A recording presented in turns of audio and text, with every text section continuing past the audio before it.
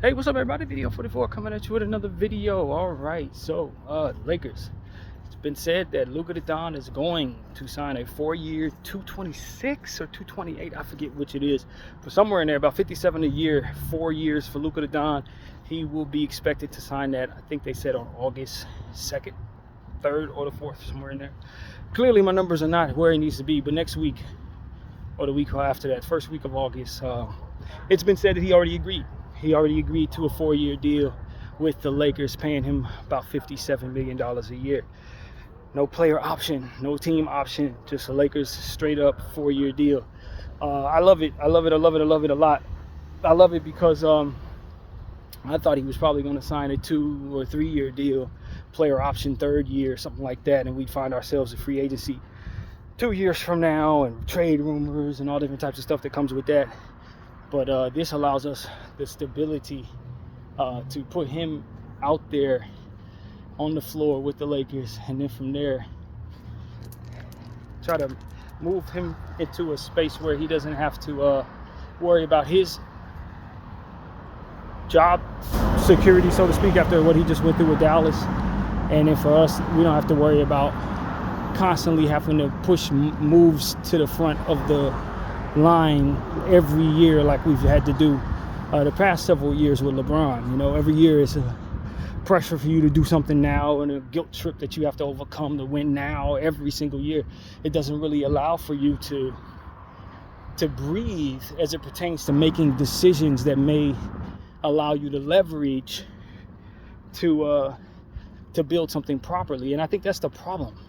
And I don't want to make it sound like I don't appreciate LeBron, but it's just it's a different type of pressure that you have to have working with him, because he's always in a space where he's older, and every year is like a win now year.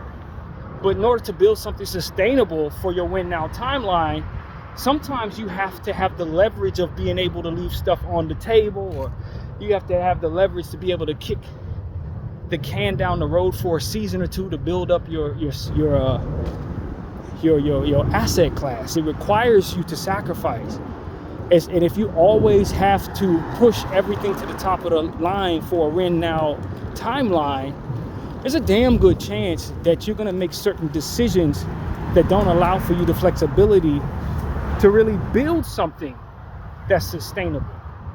And I think that there's a disconnect there between people wanting what they want, having little time left to really compete at a high level, and what is required for you to actually be on a team that can actually bring you all that stuff at a given moment. The Lakers, on top of that, had made some decisions that put them in a disadvantaged position several years in a row, and their books weren't as clean as they needed to be, so it required a certain reset of their books to try to put them in a position from which to be able to maintain a win now timeline. And we were foregoing what is required to get us back to even space, so that we can keep on meeting LeBron's win now timeline every single year. You know, doing stuff like bringing Russell Westbrook to the team. Oh, that didn't work. Okay, undo it. But I still want you to be able to win now. It's like, nah, you got to understand that making decisions like that sets you back a couple years. And it requires you to sacrifice certain things in order to get back to a position of strength. And I don't think there was enough credence paid to that when we were building around LeBron James. Every year, we were always required to have enough to do enough, and that's not how that works. And I think when you have a guy under a contract for 4 years at that level, it puts you back in the catbird seat when it's time to negotiate trades and when it's time to, figure things out, because he's not always threatening to bounce on you if you don't hurry up and bring him what allows him to win now. It just puts you in a more reasonable space from which to build something sustainable, so that you can meet the expectations of a win now timeline. So that was really my thing. I just think that this signifies the Lakers now having the breathing room to just build properly. And if they have to kick a season down the road in order to ensure they do that, or if it's a situation like what the Celtics are dealing with right now, where their best player goes down with an injury, so now they have a year to kick around to fix their books and regain some stability with their flexibility. You're able to do that without somebody hovering over you saying, hey, but I need this right now, and I don't care if it's responsible for you to bring it to me or not, I just need it right now. Like, that type of stuff is really why, in my opinion, the Lakers were always trying so hard but never actually getting over the hump as it pertains to building something that could actually win. You know, it was that pressure that they were yielding to that ultimately needed so that they can never have enough. They're always trying to do something but never actually accomplishing anything. And that was, for me as a fan, and I think for a lot of fans who pay attention to the market, though we come few and far in between, those of us who really understand the market knew what type of position we were placing ourselves in, operating that way. And to better articulate it, appearing to be in a space where we needed to operate that way in order to help keep the star happy.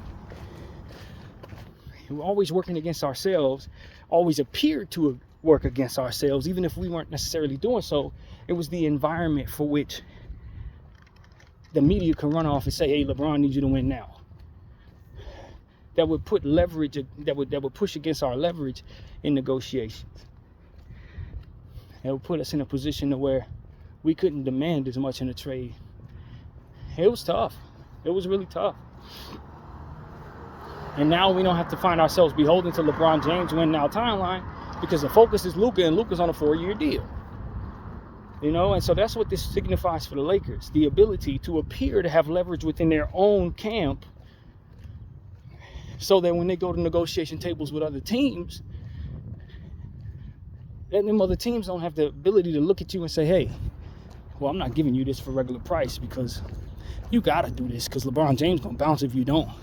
You got to do this, so he's going to start using his leverage to push you out there to operate. So let me hoist the price tag on you on whatever it is that we're negotiating, giving you this extra tax off the strength of you not being able to not negotiate with me.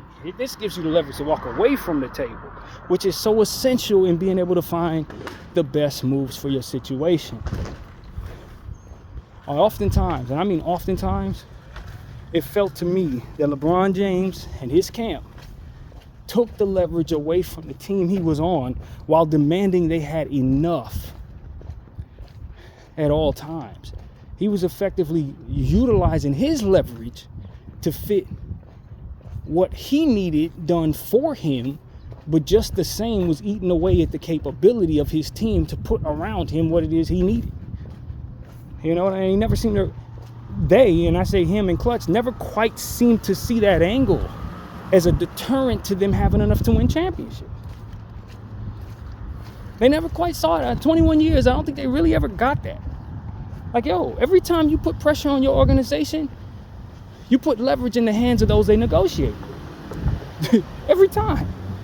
Anytime he tweet out any type of anything that could be interpreted as him being unhappy with his own organization, the other side gets to come back and say, yeah, you pissed him off if you don't do this deal, so pay me double for what it is we negotiate.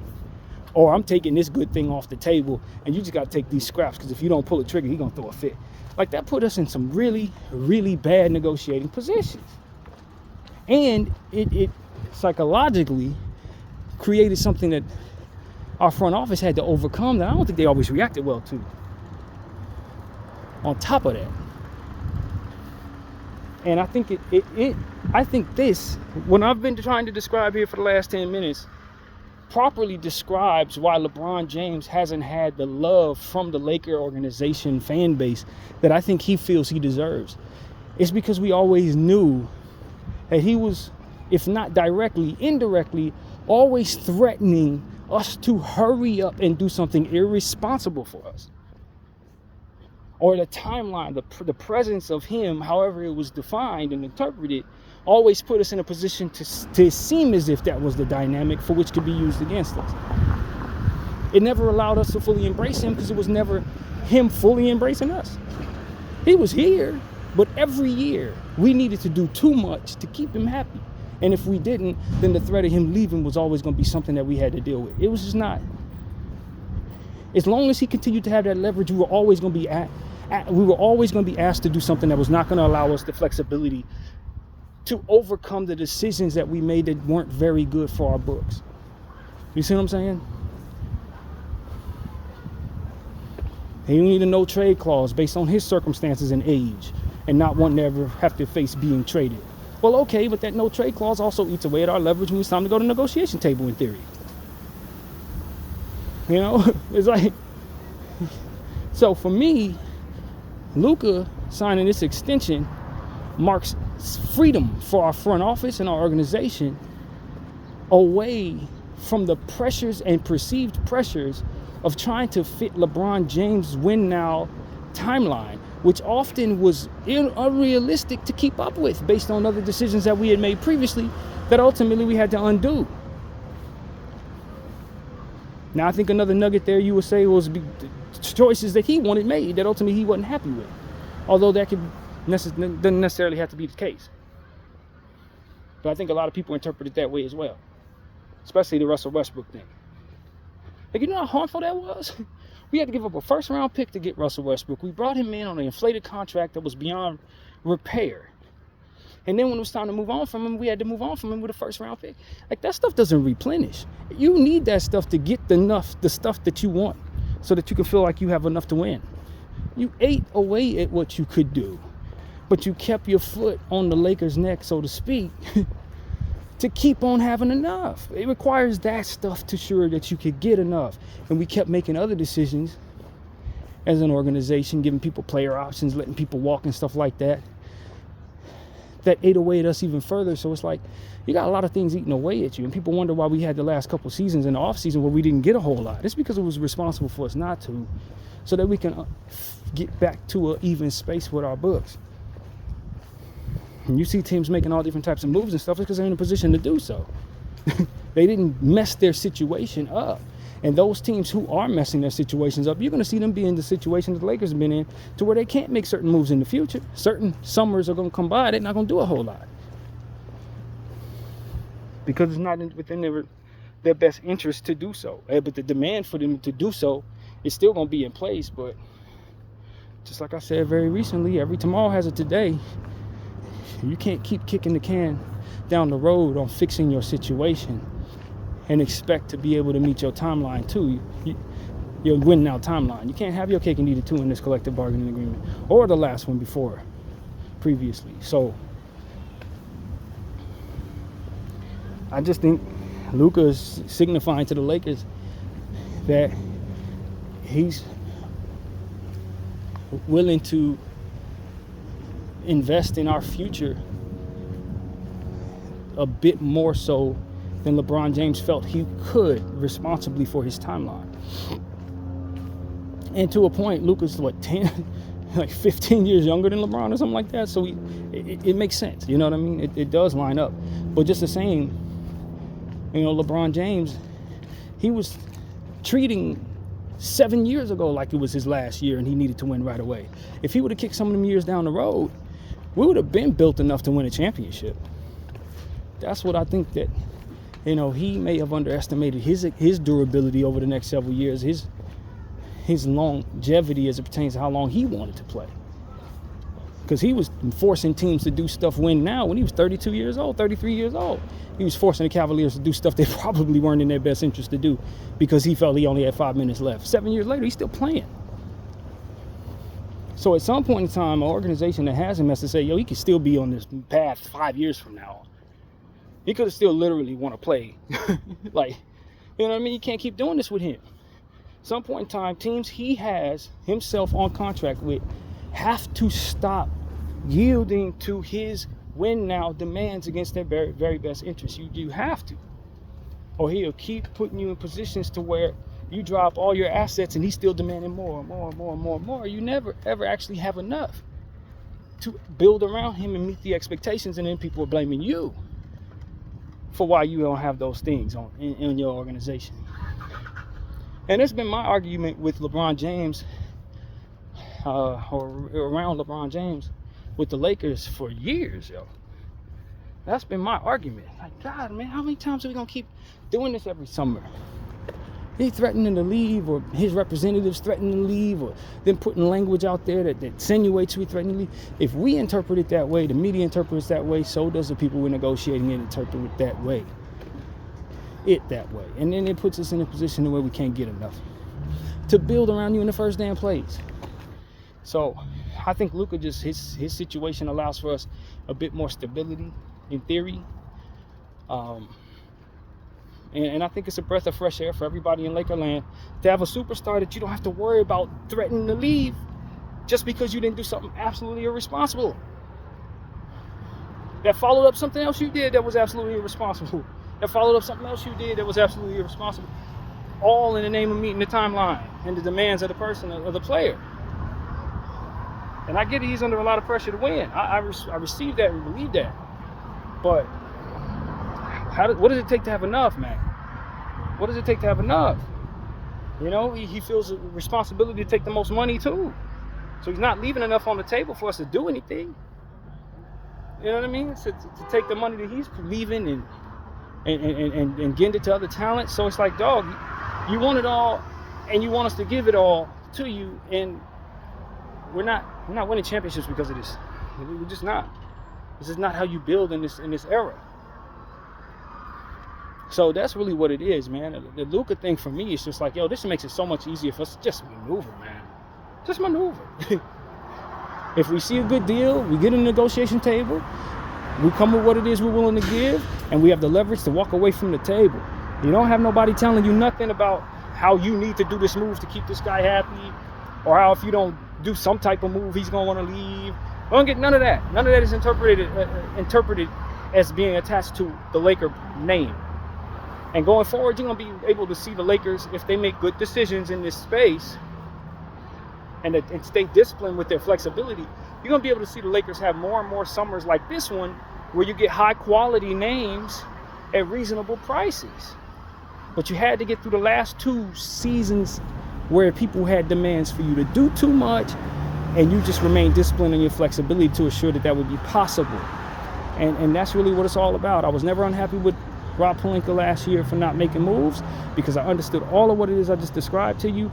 It wasn't comfortable to not have the best talent, but it's not as simple as I'm the Lakers and I'm going to bring it to me. You got to have a flexible, stable situation with your cap in order to fit stuff in, line it up so that your future seasons aren't discombobulated because of stuff that you're doing today.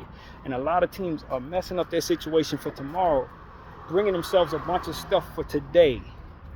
And ultimately, they're going to have to pay for it tomorrow. That's really what it comes down to, man. The better we understand that, the better we can suggest our team make decisions that align with what is best for us today and tomorrow, and make sure our tomorrows will have enough to do what we need to do tomorrow.